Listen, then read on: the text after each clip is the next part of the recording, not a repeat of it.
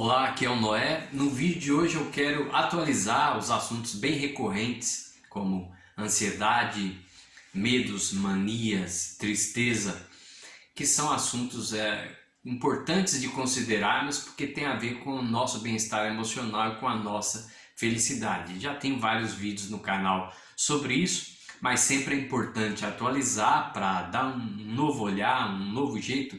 Geralmente as pessoas acabam tendo insights numa segunda vez que ouve o assunto, ou terceira, e por aí vai. Então vamos repassar por esses assuntos para ajudar aí você a lidar melhor com as suas emoções. Sempre lembrando que todos esses sofrimentos, como ansiedade, esses que eu mencionei, eles derivam de coisas que a gente aprendeu sobre como é a vida, como a gente deve viver, no que a gente deve acreditar. E, portanto, vão exigir que nós revisitemos isso na nossa cabeça e testemos se realmente é isso ou não.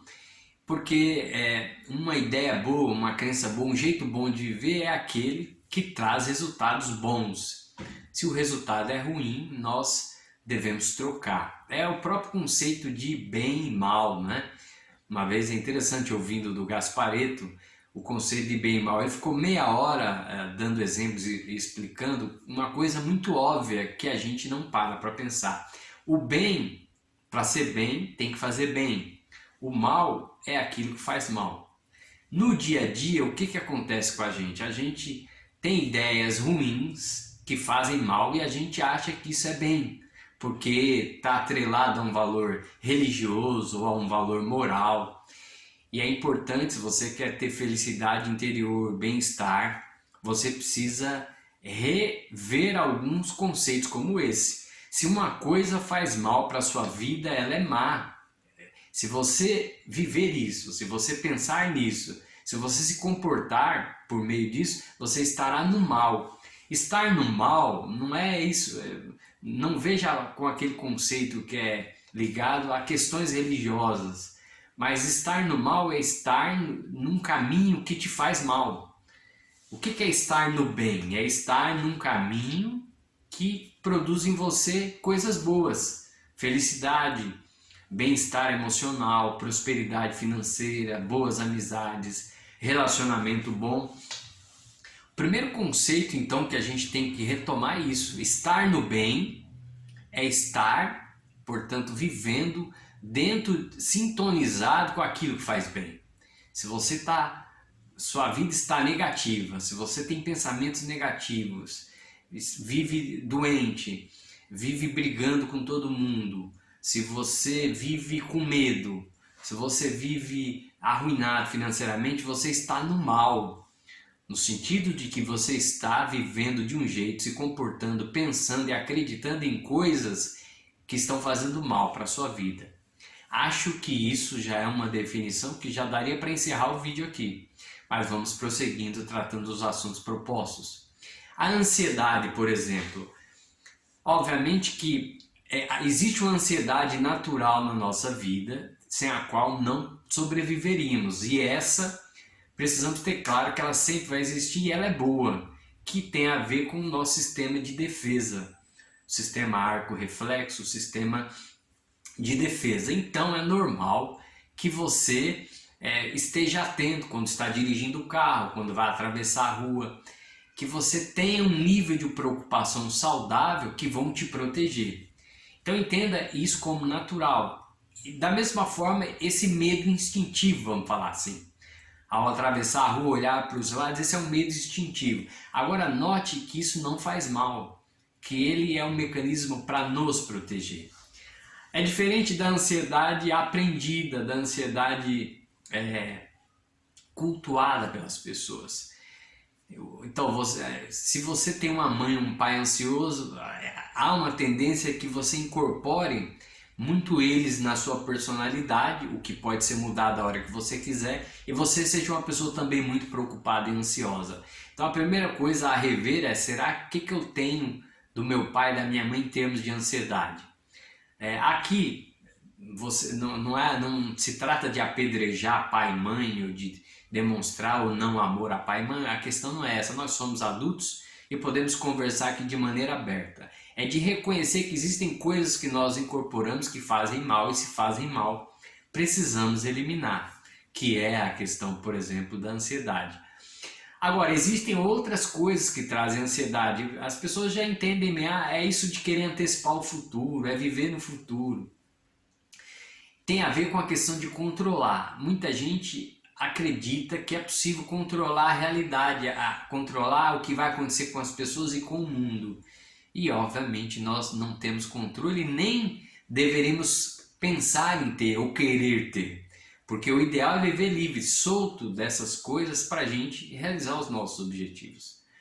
Então, há uma coisa negativa que nós aprendemos no nosso processo de educação, que é essa coisa de ter que cuidar do mundo, das pessoas, dos problemas de todo mundo. Se você acredita nisso, você manda para o seu cérebro a mensagem de que você quer ficar o tempo todo alerta. Como que você pode se desligar dos problemas se você mandou para o cérebro a mensagem de que, olha, se acontecer alguma coisa eu quero estar ligado porque eu preciso agir? Note que essa ansiedade ela deriva de um acordo que nós fizemos com a vida de que queremos estar resolvendo tudo.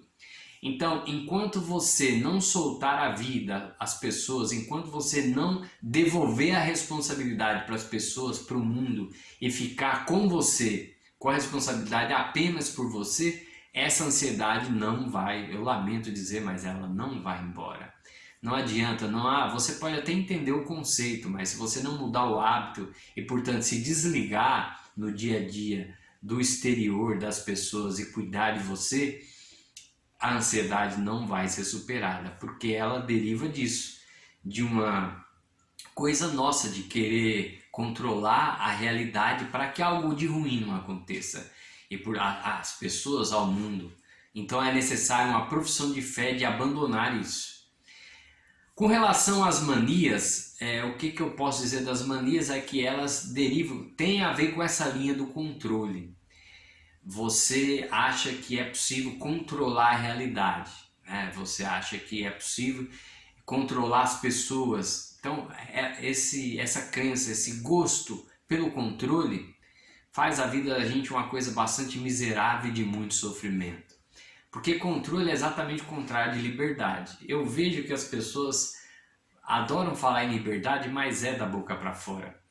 Porque a pessoa livre, eu gosto mais ainda do que a palavra liberdade, eu gosto da palavra liberta, libertação. Uma pessoa liberta é aquela que não permite que nada controle a vida dela, absolutamente nada e ninguém. Mas ao mesmo tempo é aquela que não assume para si essa soberba de querer controlar a vida de ninguém, nem do mundo, nem de nada. E portanto ela vive na sua individualidade, no seu caminho. Quem sofre de manias e quem sofre sabe que isso é um inferno. Manias, o nome técnico que dão aí para é toque, né? Mas as manias, ficar conferindo as coisas várias vezes, limpando as coisas várias vezes, quem sofre de manias não vai superar esse problema enquanto não desenvolver a crença uma libertação, enquanto não ficar uma pessoa rebelde. É até estranho falar isso, mas a pessoa que tem mania ela é muito obediente, obediente ao grupo, obediente às ideias dos outros, muito preocupado com o bem-estar do grupo, com o bem-estar coletivo acima da sua felicidade.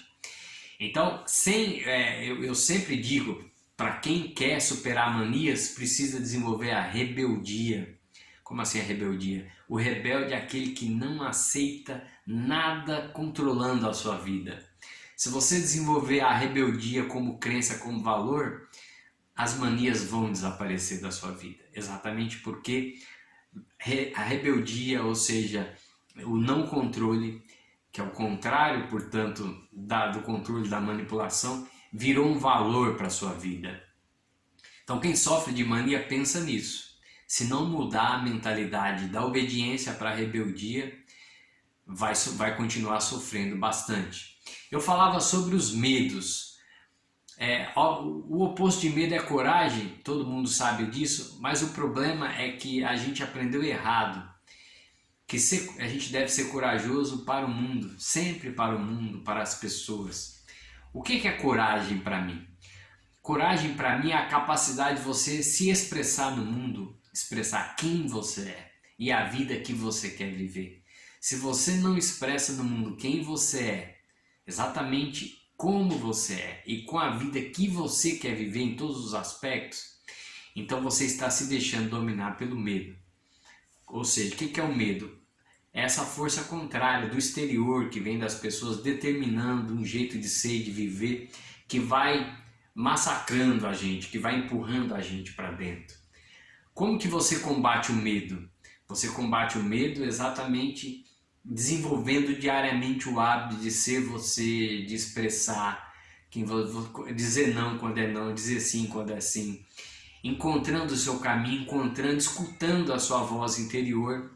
Esse é o verdadeiro sentido de coragem. Como qualquer coisa, qualquer virtude ou qualquer vício tem a ver com a gente. Então a coragem não é coragem para defender o colega, não é coragem para virar um ambientalista, um ativista não sei do que e assumir riscos na vida. Coragem é coragem de ser você. Coragem é a coragem de viver a vida que realmente é aquela que vai te deixar bem, que você deseja. Desenvolver esse hábito, ele vai fazendo a coragem crescer dentro de você e, portanto, não vai ter lugar dentro de você para o medo. Porque o medo ele é exatamente a repressão da nossa coragem, a repressão da nossa voz interior. Pouca gente fala disso, né? Geralmente atribui coragem e medo a partir desse impulso de se jogar para fora ou se reprimir, pensando sempre no grupo e não em si mesmo. E eu falava por último sobre a tristeza patológica. Em algum momento da vida, em algum momento nós somos tomados pela tristeza. Algum dia quando perdemos uma pessoa muito querida, experimentamos um momento de tristeza. Podemos experimentar um momento de tristeza quando nós estamos trabalhando exaustivamente e cansamos muito o corpo, a mente. Às vezes bate aquela tristeza que deriva desse cansaço, mas esses são estágios passageiros. Depois nós recobramos a naturalidade, o bem-estar. Agora, quando a tristeza ela vai ficando constante e ela vai ficando comum e ela vira a vida da pessoa, nós então dizemos que essa tristeza é patológica, é uma tristeza doentia, virou uma doença emocional. E o que precisa ser feito para que a pessoa ela supere esse estágio? A tristeza é um grito da alma dizendo alguma coisa do tipo: olha, eu estou cansado de ser maltratado, de nunca ser ouvido, de não ser quem eu sou, de não viver a vida que eu quero viver, chega para mim. Então a alma grita e ela fica aborrecida, doente, não vai mais, ela perde a vontade de fazer as coisas. Por isso que a pessoa diz: perdi a vontade de viver. A vontade ela é muito reprimida na nossa cultura, como sendo algo perigoso que leva para o mal. E na realidade a vontade é o centro da sua vida. Quase ninguém fala disso. As pessoas acham que tem que fazer o que a cabeça manda fazer. E a cabeça é o exterior, são as regras, as pessoas, não é a gente, né? A gente é mais embaixo, é o nosso querer. Isso nos leva para perceber que podemos preventivamente evitar a tristeza patológica, ou o que clinicamente muitos chamam de depressão, mas eu prefiro falar de tristeza patológica até para demonstrar que há um caminho de superação mais tranquilo. Quando você usa termo técnico, muitas vezes a pessoa ele acaba assumindo aquele nome e como um diagnóstico fica ali e acha que está refém ou está tudo determinado para ele ficar ali. Não, na realidade estamos falando de tristeza patológica. E a maneira preventiva de evitarmos para chegarmos na tristeza patológica é a gente viver diariamente escutando o nosso querer. O que eu quero hoje na minha vida? O que eu quero agora? Para onde eu quero ir? O que eu quero fazer? Qual é a profissão que eu quero? E escutar o querer o tempo todo é escutar a sua alma. Obviamente é você dar vazão à sua alma. É uma maneira preventiva de você evitar um dia chegar à tristeza patológica. E para quem está na tristeza patológica, a superação, portanto, é nesse trabalho interior de ser radical do ponto de vista de começar a escutar só o seu querer. Se não bateu nada dentro de você, se você não quer, não faça. Comece a agir a partir do querer. Comece a esperar o querer dizer para onde você deve ir. Isso é um mecanismo para você recuperar esse contato com a sua alma, para que ela volte a se alegrar com a vida e volte a desejar, a seguir o seu caminho. E aqui, passando por alguns temas assim muito recorrentes, eu espero que você aproveite o que foi dito. Um abraço e até o próximo vídeo.